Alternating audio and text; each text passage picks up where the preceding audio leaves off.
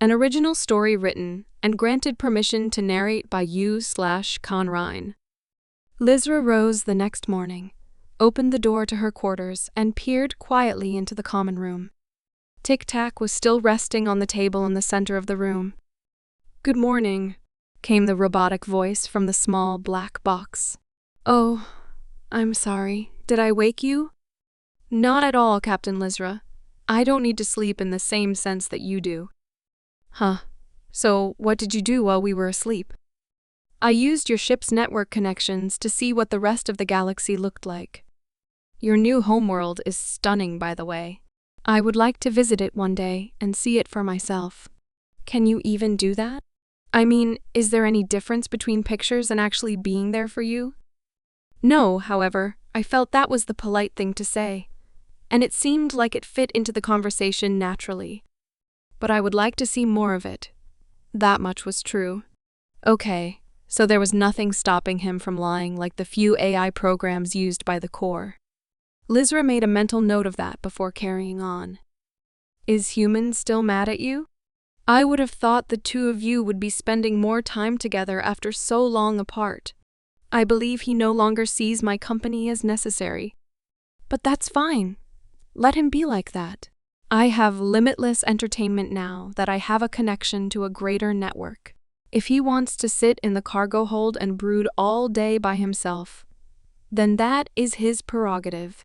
I would say he can't keep it up forever, but knowing him, he very well could. I'd like to see you two make up. You said it yourself, that you were his best friend.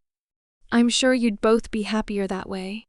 Knowing what version of myself was his best friend, I am content with the knowledge that I am someone better now.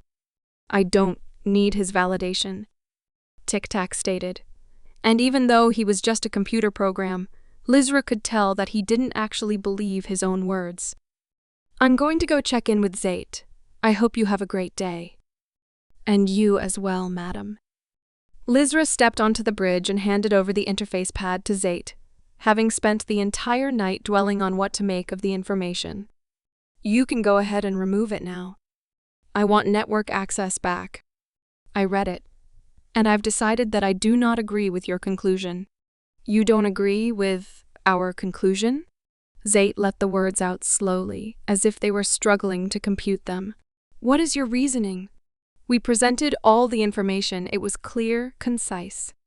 I don't think you know both sides of the story. Yes, those things in the videos were the same as human, but from when I talked with Tic-Tac, you cannot trust the ramblings of a machine that has been inoperable for 1,000 years. Captain, when we process information, every one of us debates it for what feels like days, but would only be minutes to you. When we come to a conclusion, it is not incorrect. It is the product of intense deliberation that would take others countless hours. We implore you to rethink your decision. And as the captain, my decision is final." "I'm sorry, Zate. There's more to it than you think you know. If you are referring to your conversation with the program, we were listening and have accounted for his recollection of events. And yet we have still decided that they pose too great a threat to be brought into contact with the rest of the galaxy. Then you will have to come to terms with my order. Tic-Tac and human have no possible way of being in connection with the events that transpired on the outer worlds. They were isolated the entire time that those recordings took place. And what of their time on your world? I think that they regret whatever part they may have played in that tragedy. It seems like whatever they did there took a toll on the both of them, and they are unlikely to do something like that again. Respectfully, Captain, just because they say they will not do it again does not. I will not engage in this discussion any further, Zate. Please respect my decision and put your faith in me. Not only as your captain, but as your friend. I am asking you to trust my judgment." "Understood, Captain. I do authorize you to continue gathering as much information as you can on humans' counterparts, and work to decrypt the files you found regarding the Illyrian collapse." "We will see to it, Captain," Zate stated as they went back to work at the terminals. The Scav continued its journey to the Quori system without any further complications. Upon reaching the system, Lizra ordered them to be set down in one of the larger cities on the far side of the planet. Once safely down, Argall and Human joined Lizra and Tic-Tac in the common room. Zayt had elected to stay behind and keep an eye on the ship, while the remainder of the crew went into town. "Captain, would it not be better for us to have landed in Quori? It is the shipping hub and capital after all." "Don't worry," Lizra replied, glancing over a small list displayed on her interface pad. "They should have everything we need here, and it'll be less crowded." She put the pad away and looked over her crew. "All right, Argall, you have the shopping list now. You might not know what to look for exactly, and Tic-Tac requested a few things to be added to the shopping list, so he'll be joining you on this. Captain, you can't be going out on your own. I won't be there to protect you if anything goes wrong. And on top of that, you're sending me out with the slip drive's cousin?" he argued, gesturing down at the little black box on the table. "And I do not wish to spend the day with someone who cannot tell a water purifier from a waste purifier," it quipped back. "The two of you will have to get along, and you should use this as an opportunity to get to know one another better. It will do you some good to be productive for once, rather than arguing. Human will accompany me for this day trip, and he can assure you of my safety throughout it. I will send updates every few hours. If anyone so much as lays a claw on the captain while I'm away, Human, well, they better not lay a claw on her," Argall warned, looking over at Human, who seemed rather uninterested in the endurance threat. "Right. Off you go, gentlemen. And when you come back, you both better be having a good time."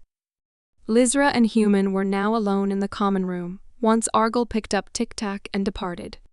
She could already hear the two bickering at one another before stepping off the loading ramp.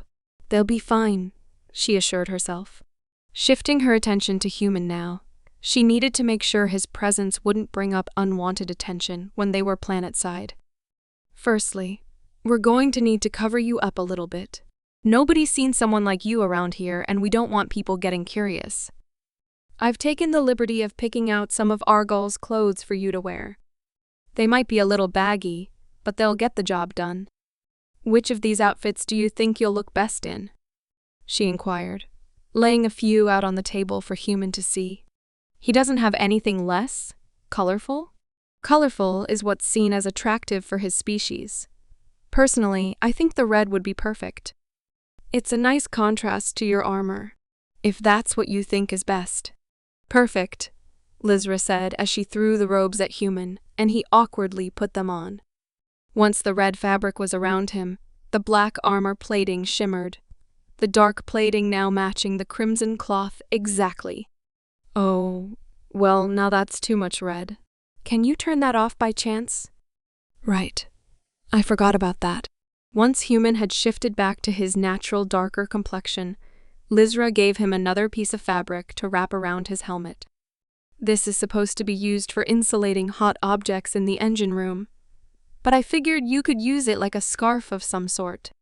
Once he was dressed for the occasion, Lizra padded over to him and motioned for Human to follow. "That just about does it. I have lots on our itinerary today for us, Human. Tic-Tac has already given me the rundown on what is and is not safe for you to consume, so you don't have to worry about that. First, we're going to try some food. Then we're gonna go see the balloon races. It's prime weather for them today." Lizra kept going on about everything she had planned for the two of them. During her monologue, Human stood there looking over at the small red and white creature hopping up and down with excitement as she led the way. She started walking down the loading ramp, and he quickly followed suit. The two of them exited the spaceport and made their way into the town, the small Illyrian guiding the Human through the busy streets. It wasn't the largest city by any means, but like most in the Outer Worlds, it had seen little development since their introduction to the core. It consisted of many spherical white and blue buildings, some stacked on top one another to create pod-like skyscrapers. The streets below were reserved for foot traffic, while mag lines above guided various types of transports throughout the town. As they were walking down the path, another pedestrian, one native to Quori, nearly crashed into the captain as he quickly exited a building onto the street. He hadn't bothered to look down as he burst out onto the road. Before he could make it any further, Human reached out, grabbing the innocent man by his long neck in a swift motion and lifted him off the ground. No, no, no. It was an accident. It's quite all right. It happens all the time. Lizra yelped, pleading with Human to let him go. The poor man was struggling, trying in vain to pry off the vice of a grip around his neck. If he went any further, he would have stepped on your tail. How is that an accident? Human growled, glaring at the man he had trapped in his hand. He didn't mean to. Please, you're hurting him. Human released his grip and the man dropped to the ground, gasping for air. He quickly ran off across the street, pushing past other bystanders to get away from the terrifying creature that had nearly strangled him. Get your puny Enduran under control, freaks. One of the bystanders spat on the ground as he passed by them. Human reached down and gently picked up the captain, placing her on his shoulder. Thanks. I usually ride on Argall's shoulder anyway. I just didn't know if it would be rude of me to ask you. You're fine. You should be much safer this way. If they want to touch you up there, they'd have to go through me now. I'm glad you're taking my safety seriously. The galaxy can be a dangerous place for someone of my stature. I have to admit, it was rather rude of him not to look down. It's the very least he could do. I hope you didn't hurt him too severely? He's lucky I didn't close my fist. He'll be fine, maybe some bruising. Thank goodness, I was really expecting you to take his head off the way you were glaring at him. Why? Because that's what I was made to do. No, of course not. Lizra apologized, leaning forward to look into Human's visor. I didn't mean it like that. I just meant you looked very angry when he almost hurt me. I know you're more than just some weapon. I like to think that too. The pair continued on their way, stepping into a large market on the outskirts of the city.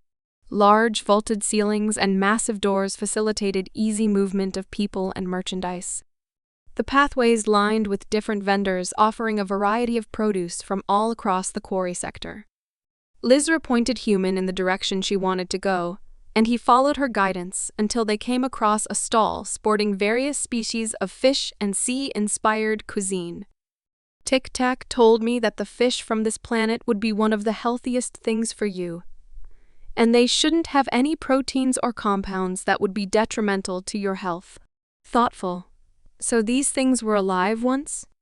Well, yes, but they aren't like you or me.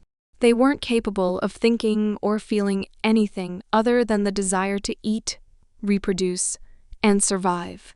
So don't think that you'd be eating a creature like me, Lizra laughed, as she hopped down from Human's shoulder and peered through the glass at the selection of fish.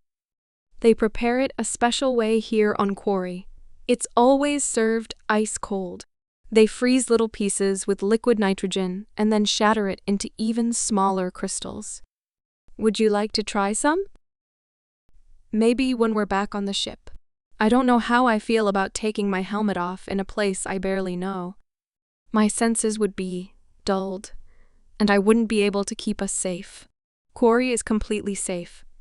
We're about as far from the core here as you can get. It's fine. I can wait. Okay, we'll get some to go then. But you better enjoy it when we get back. I didn't bring you all the way out here just so you could keep an eye on me. Lizra purchased the food and along with a small metal refrigeration box to keep it fresh. As they made their way around the market, Lizra kept stopping and getting talked into buying more and more. By the time they left, Human was carrying 2 of the ice boxes on his other shoulder, along with a sack slung across his back filled to the brim with other cultural staples of Quori. Lizra kept them on schedule, going about everything she had planned for them that day. As they neared the end of their excursion, the once yellow sky of Quori slowly faded into a deep crimson red. The red giant that the planet orbited settled on the horizon in a spectacular display that bathed the white buildings in its red glow. The shafts of light reflected off the windows at a precise angle that made the city appear to be glittering. And that is why it's one of my favorite architectural designs. As the day goes on, all the buildings change color with the movement of their sun. Stunning, isn't it? The town itself was nestled in a valley that was cradled between two large cliffs to the north and south. The duo were making their way up a small path on the outskirts of the city. It winded its way through rocky draws and steep chutes before finally bringing them to the tops of the northern cliffs. "Why are we all the way out here? Aren't the others going to be waiting for us at the ship by now?" Human questioned. "Don't worry, we're almost there. Keep it up. There's one last thing that I want to show you."